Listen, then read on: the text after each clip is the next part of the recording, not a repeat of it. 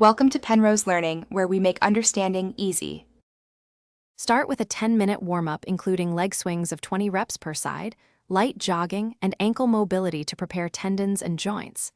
Stand in a solid fighting stance, 50% weight on the rear foot, and practice the chamber by lifting the knee high, toes back, and pointing the heel downward. Chamber the knee high and extend the leg with a fast hip snap, aiming to strike with the heel.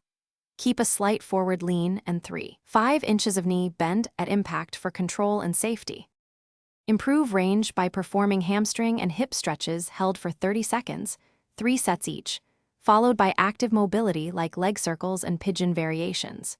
Use dynamic leg swings for 20 reps per side to increase range of motion and loosen the hip flexors before technical practice.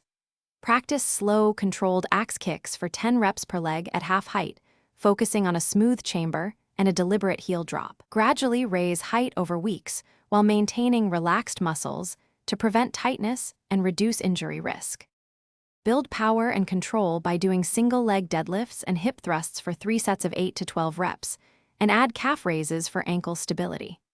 Train balance with 3 sets of 60-second single-leg stands per side, and incorporate unstable surfaces or light perturbations to simulate fighting conditions.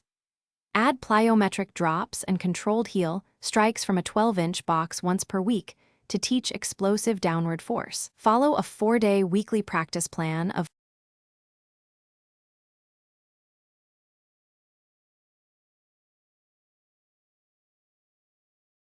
Thanks for watching. If this was helpful, leave a like and consider subscribing. See you next time.